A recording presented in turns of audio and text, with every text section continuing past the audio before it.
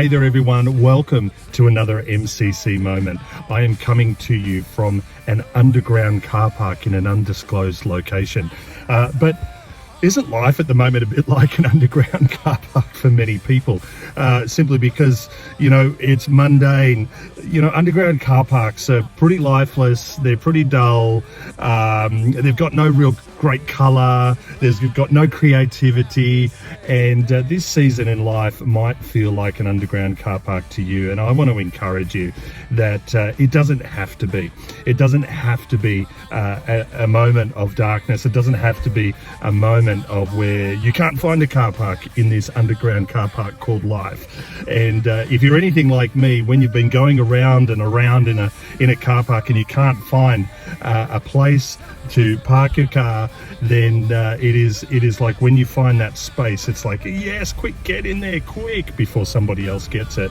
But hey, I just want to tell you this, is that your life does not need to be dull, dark and boring, even in this season. And it's about faith, it's about worship.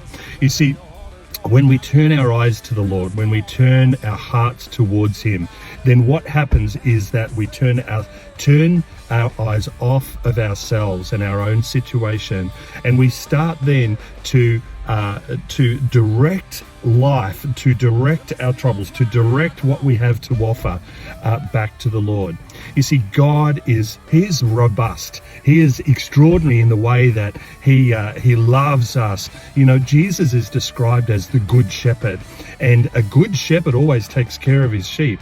And when his sheep is hurting, or when they need a better feed or a better pasture or safety, then Jesus, as the good shepherd, then moves us into a place of where there is good feed, good grass, water, and into a good place.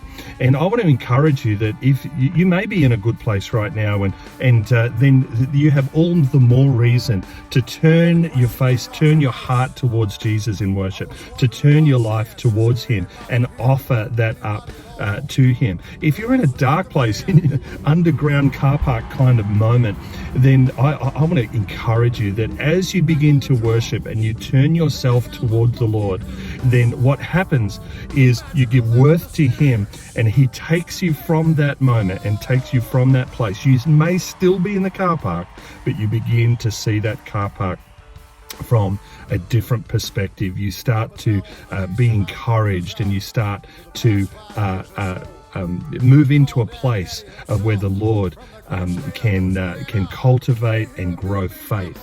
You see, worship grows faith. When we forget to worship, when we stop worshiping, then what happens is our faith and our belief and our trust in God starts to dwindle. Why?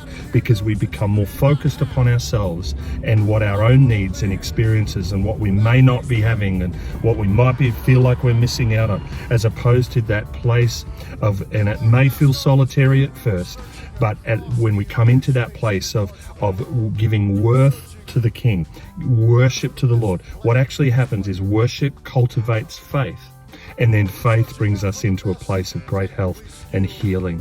So I hope that's been an encouragement to you. I'm reminded of that story that I shared about last Sunday about when the father cried out to Jesus, and he said, "I believe, but Lord, help my unbelief." I think that's a prayer for many of us, especially within this season. Jesus, I believe in you, but Lord, in the areas that I have unbelief, help me in those areas. I want to encourage you to pray that prayer today. And I know that together we're going to make it through this season, and we're going to make it through this season having accomplished everything that God has set out to accomplish in our hearts and lives. God bless you. We'll see you soon.